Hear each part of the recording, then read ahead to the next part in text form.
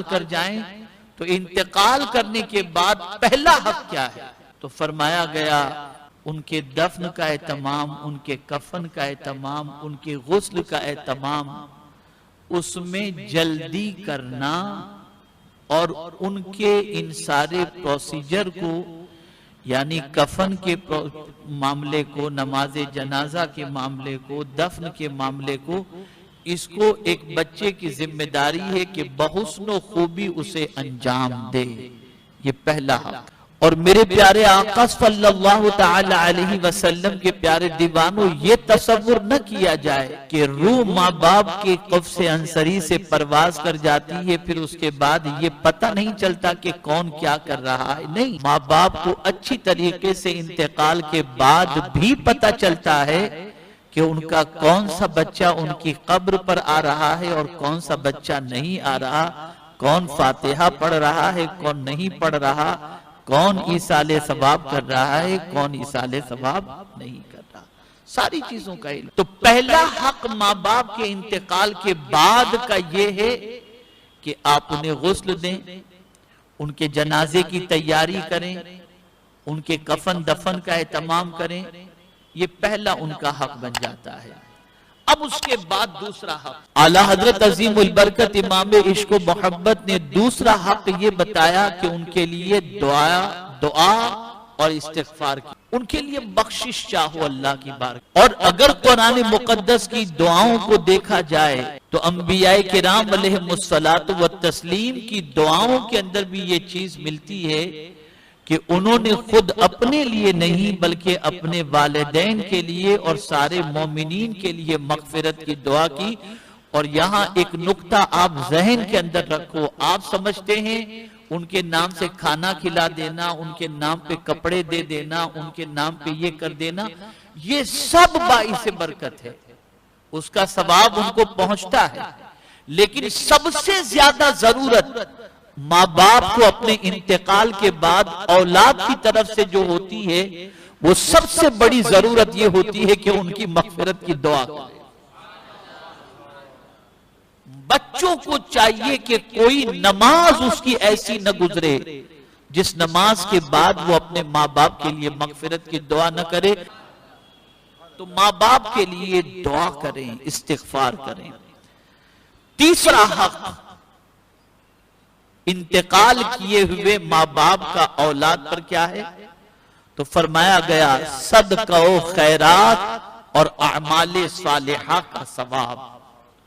उनकी तरफ से गरीबों को दिया करो, उनकी तरफ से कपड़े पहना दिया करो, उनकी तरफ से खाना खिला दिया करो, उनकी तरफ से नेक अमल कर लिया करो, उनकी तरफ से दुरूद शरीफ पढ़कर अल्लाह के रसूल की बारगाह में नजर कर दिया करो। तो सदका व खैरात और अमाले सालिहा यानी नेक काम ये करते रहो और इसका सवाब माँ बाप को। ये तीसरा हक हुआ।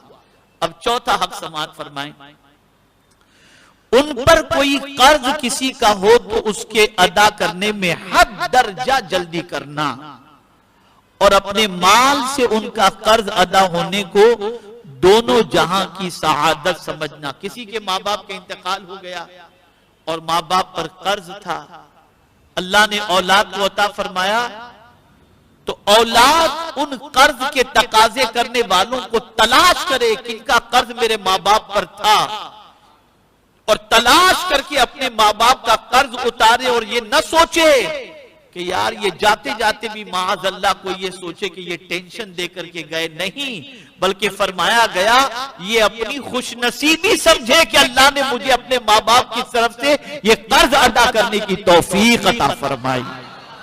तो माँ बाप पर अगर कोई कर्ज है तो उस कर्ज को अदा करने में हद दर्जा जल्दी करना, ये उनका चौथा हक है। अब जो बात अर्ज करने जा रहा हूं ना, इसे बहुत गौर से सुनिएगा, बहुत गौर से। उन पर कोई फर्ज रह गया हो, बकदरे जरूरत उसके अदा करने में सही करना। जैसे मिसाल के तौर पर हज उन पर फर्ज हो गया था,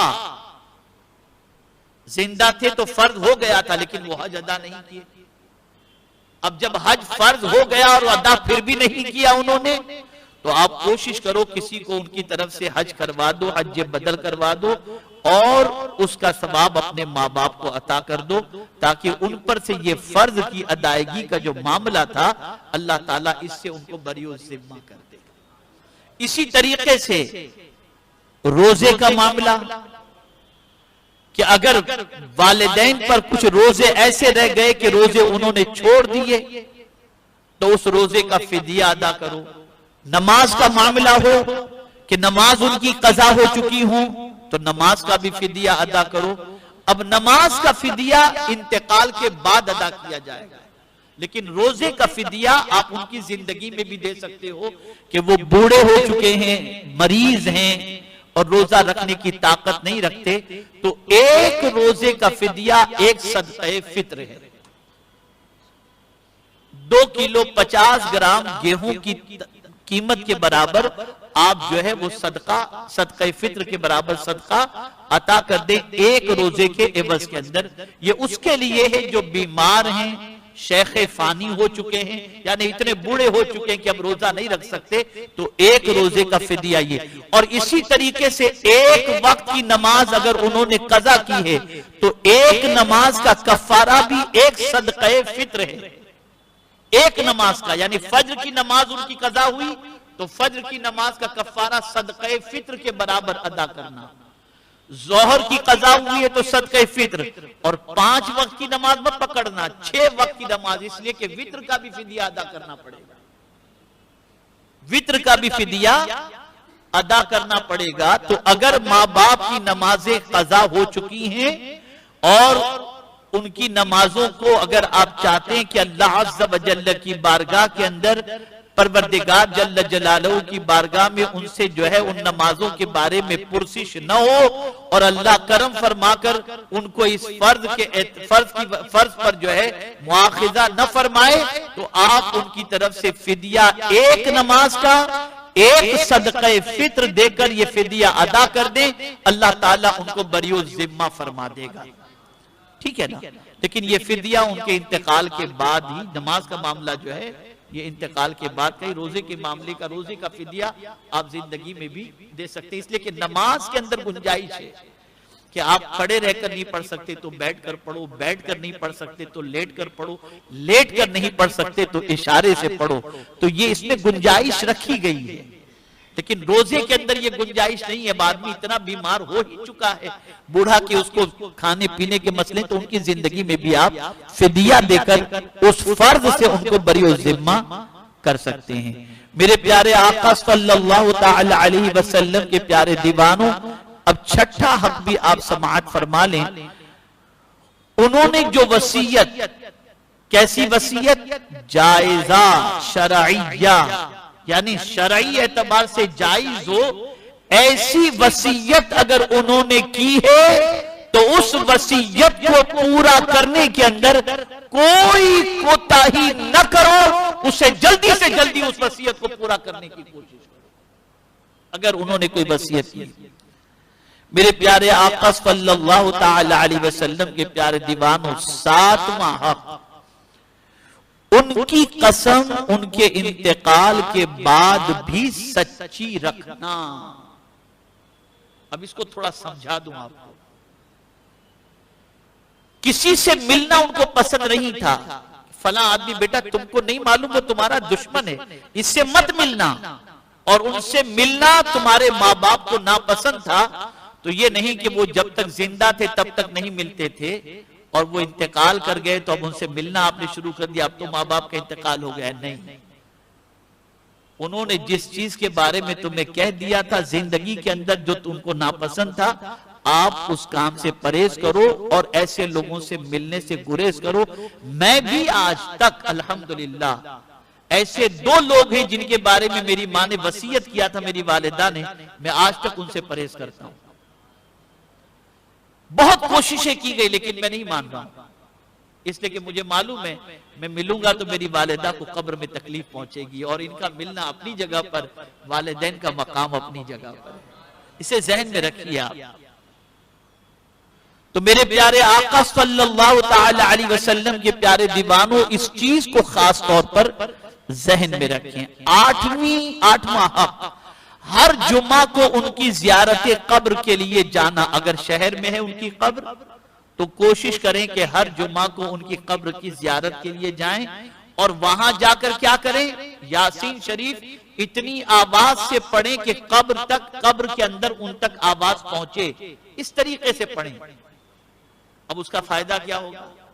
हदीस मुबारका में आकाए करीम सल्लल्लाहु तआला अलैहि वसल्लम ने इरशाद फरमाया, जब कोई शख्स किसी की कब्र पर यासीन शरीफ की तिलावत करता है तो अल्लाह उसके अजाब के अंदर तखफीफ फरमा देता है और जितने कब्रिस्तान के अंदर मुर्दे आराम कर रहे हैं सबके बराबर सवाब अता फरमाता है। तो ये भी वालिदैन के हक में है कि आपके शहर के अंदर अगर उनकी कब्र है तो कोशिश करें कि हर जुमा को उनकी कब्र पर जाकर फातिहा पढ़ें और यासीन शरीफ की तिलावत करके उनकी रूह को इसाले सवाब करें और उनके सदके में सारे कब्रिस्तान वालों की रूह को भी मोमिनीन की इसाले सवाब करें। एक बहुत बड़ी गलती होती है मुसलमानों की तरफ से कि जैसे कब्रिस्तान के करीब से गुजरे, अंदर कब्र है, अब जाने का वक्त नहीं है तो वहीं खड़े रहकर कब्रिस्तान के बाहर, वालिदैन की कब्र कब्रिस्तान के अंदर है तो सलाम कर ले, वहीं से सूरह फातिहा सूरह इखलास पढ़ करके उनको इसाले सवाब करने थोड़ी देर लगती है, 2-3 मिनट, और उनको इसाले सवाब करके निकल जाए। अगर कोई शख्स उस रास्ते से गुजरता है और उनके उनको इसाले सवाब नहीं करता, सलाम नहीं करता, तो उनको रंज होता है कि मेरे करीब से गुजरा और मुझे सलाम भी नहीं किया।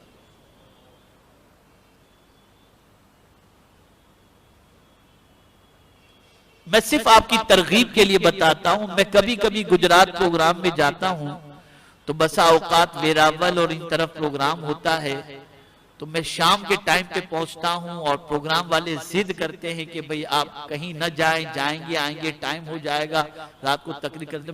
मेरे वालिद की कब्र जो है वो जूनागढ़ के अंदर है। मैं रात को 2 बजे भी कब्रिस्तान पहुंच करके मेरे वालिद के यहाँ फातिहा पढ़ता हूं, मैं कभी मिस नहीं करता। और उस तरफ कहीं भी सफर में जाता हूं तो मेरी कोशिश रहती है चाहे रात के कितने बजे क्यों पहुंचूं, लेकिन मैं जरूर वहां पर हाजिरी देता हूं। और वहां प्रोग्राम लेने वाले शेड्यूल में ये चीज शामिल कर लेते हैं कि हजरत जूनागढ़ तो जरूर जाएंगे वालिद साहब के यहाँ, तो प्रोग्राम में इस चीज को भी तरतीब दे देते हैं और पूछते हैं कि पहले जाएंगे कि बाद में जाएंगे। तो ये सारी चीजें बहुत जरूरी हैं। तो मेरे प्यारे आका सल्लल्लाहु तआला अलैहि वसल्लम के प्यारे दीवानों, वालिदैन की कब्र की जियारत के लिए जाना और रास्ते में उनकी कब्र आए तो उनको सलाम पेश करना और उनके लिए दुआए मगफिरत करना, ये भी उनका हक है। अब 9वां हक, उनके रिश्तेदारों के साथ उम्र भर नेक सुलूक करना। यानी माँ बाप के रिश्तेदार, बाप के रिश्तेदार, माँ के रिश्तेदार, दोनों के रिश्तेदारों के साथ जिंदगी भर हुस्ने सुलूक करना, ये अपनी जिंदगी में आपको शामिल करना पड़ेगा।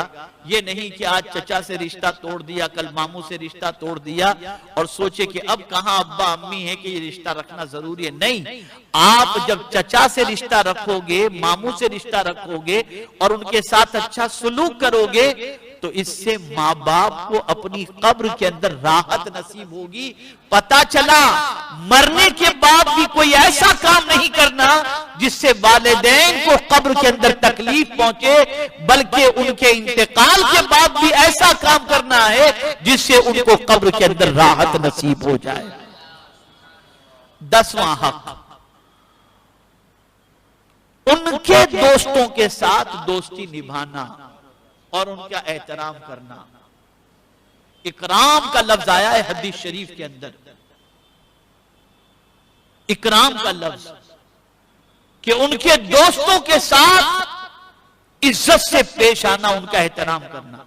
लेकिन अगर कोई शख्स अपने माँ बाप के दोस्तों के साथ अच्छा सुलूक करता है, मिसाल के तौर पर वालिद का कोई दोस्त परेशानी में गिरफ्तार है, आपने उनकी मदद कर दी, वो आपके यहाँ आए, आप उनके एहतराम में खड़े हो गए, आइए आप बैठे, तशरीफ रखें, आप तो मेरे वालिद के जिगरी दोस्त थे। तो उनके साथ अच्छा सुलूक करना, इससे माँ बाप को कब्र के अंदर राहत नसीब होती है। मेरे प्यारे आका सल्लल्लाहु ताला अलैहि वसल्लम के प्यारे दीवानों, ये 10वां हक है। अब 11वां हक भी आप सुने, इसलिए कि ये मुस्लिम मोहल्ले वालों के लिए बहुत ज्यादा जरूरी है, जहां मुसलमान बहुत बड़ी गलती करते हैं। 11वां हक ये है, कभी किसी के माँ बाप को बुरा कहकर जवाब में अपने माँ बाप को बुरा न कहलवाना। हुजूर सल्लल्लाहु अलैहि वसल्लम फरमाते हैं कि एक जमाना आएगा लोग अपने माँ बाप को गाली देंगे। तो सहाबाए किराम अलैहिमुर रिदवान ने अर्ज किया, या रसूल अल्लाह सल्लल्लाहु ताला अलैहि वसल्लम, भला कोई अपने माँ बाप को गाली देगा? सरकार सल्लल्लाहु अलैहि वसल्लम ने फरमाया, हाँ, अगर कोई शख्स किसी के माँ बाप को गाली देगा तो जवाब में वो शख्स भी उसके माँ बाप को गाली देगा। अगर वो गाली न देता तो जवाब में उसके माँ बाप को गाली न पड़ती। तो यहां से ये बात समझ में आई, किसी के माँ बाप को आप गाली न दो, किसी के माँ बाप को बुरा भला न कहो, वरना वो जवाब में तुम्हारे माँ बाप को भी गाली देगा और तुम्हारे माँ बाप को बुरा भला कहेगा, जिसकी वजह से तुम्हारे माँ बाप को कब्र के अंदर तकलीफ पहुंचेगी। और अब जो बात अर्ज कर रहा हूं, ये आखिरी हक है, 12वां हक, और इसे बहुत अच्छी तरीके से दिलो दिमाग के अंदर महफूज कर लें। 12वां हक ये है कि उनके इंतकाल के बाद गुनाह न करें और हर गुनाह से खुद को बचाएं, इसलिए कि जब बच्चा उनके इंतकाल के बाद गुनाह करता है तो कब्र में उनके माँ बाप को तकलीफ पहुंचती है।